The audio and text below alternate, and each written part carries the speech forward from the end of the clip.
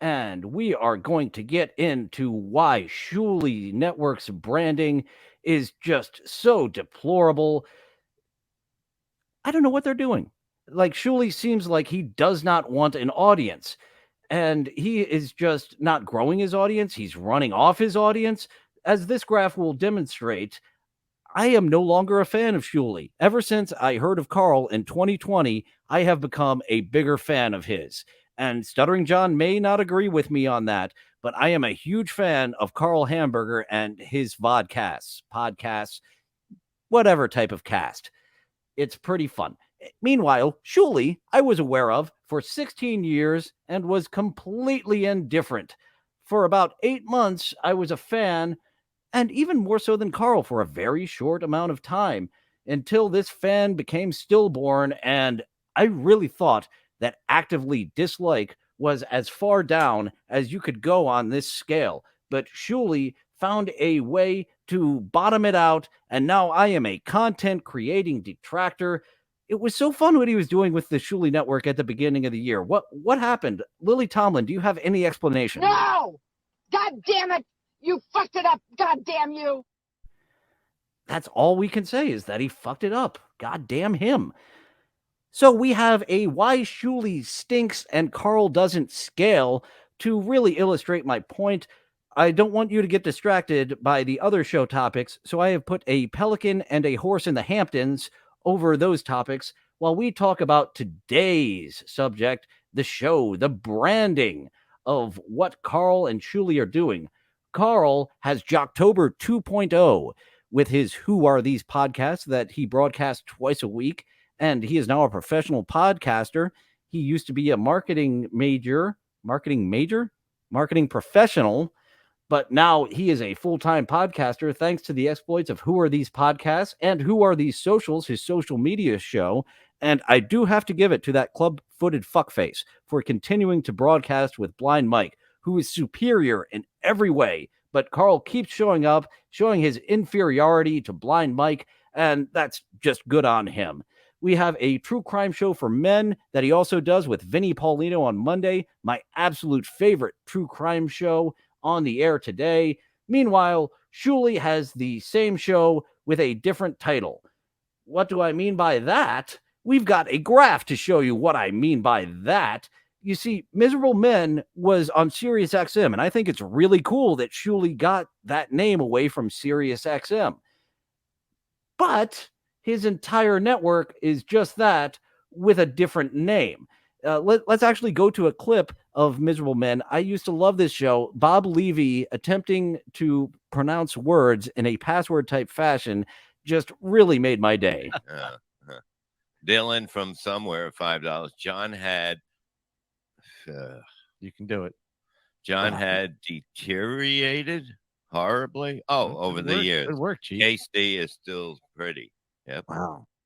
That gimmick's still fun, and Bob is still propping up that show and an entire network now. As I said, the Miserable Men show is what this network is. The BS show is Miserable Men in the Morning. Freddie Mercury show are the same three guys, Levy, Shuli, and Mike Morris, watching old Stern Show clips. Road Stories is the Miserable Men interview show. Quitters Never Win, the same guys talking about cigarettes. Comedians on Cannabis. I think we've got to go to Jon Stewart to tell us all about what that show is. Miserable Men. Yup. You ever seen The Miserable Men show. on weed? And a little further down, we have Back to the Habitat, which is the same show as the Freddie Mercury show, except they're exclusively watching high-pitch Eric footage, and the second mic is Vince the Attorney instead of Bob Levy. There is no third mic, whereas Shuli and Zen watch Rumble, there is no second mic. Zen is the third mic because that's what his talents are, even when there are only two mics. Levyland is a Bob Levy-led Miserable Men, which honestly, it's better than Miserable Men led by anyone else. In the middle here, we have the Uncle Rico show and Blunder Years. This is kind of the same. It's the same aspect. It's the same scenario as all the other Miserable Men shows, except for the fact that they are making money off of my good buddy, Stuttering John Melendez, and they have never given him a dime for all the goodwill and prosperity he has brought to Shuli and the rest over there on the network. The Blunder Years is supposedly different. I don't know how. Maybe someone could tell me. But it's the exact same thing as Uncle Rico of Miserable Men, but goofing on Stuttering John. And now we have this show, Stuttering John's Shuli Detractor Show, to get back at him. Meanwhile, something else. What isn't Miserable Men? We have 1, 2, 3, 4, 5, 6, 7, 8, 9, and we'll call it two halves of shows that are the same show. What else is on the Shuli network?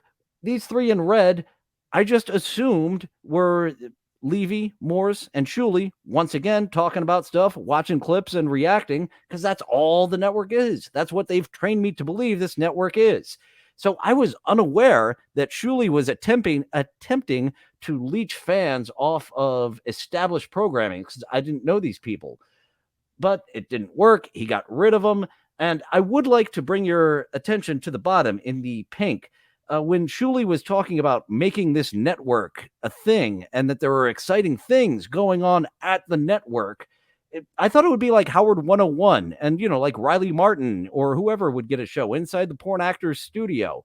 And no one deserves a show more than the winner of the Lifetime Achievement in Dabbling, Cardiff Electric. He should have a weekly show, and that would help grow the Shuli Network brand.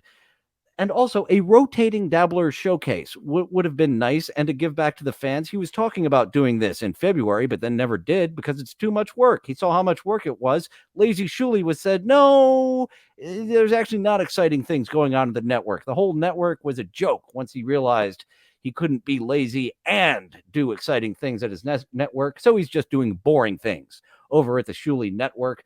But that spot could be filled by B. Dabbler, Obnoxious John, myself, Bill Loney. It could have been filled by that dumb fuck if he didn't piss all over hospitality. Now he's getting hunger pains for broadcasting.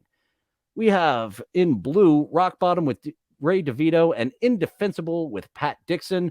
That is the Shuli Network poaching talent. That's pretty much their MO.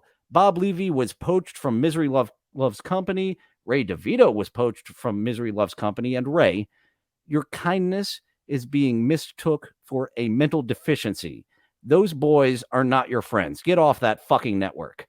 Indefensible by Pat Dixon, another poached talent from elsewhere. He does a red bar type of show where it's like 4, 5, 6 fucking hours. I'm not investing that much. Sorry, Pat. That's too much. Bring it down to an hour or two. Maybe I'll check it out.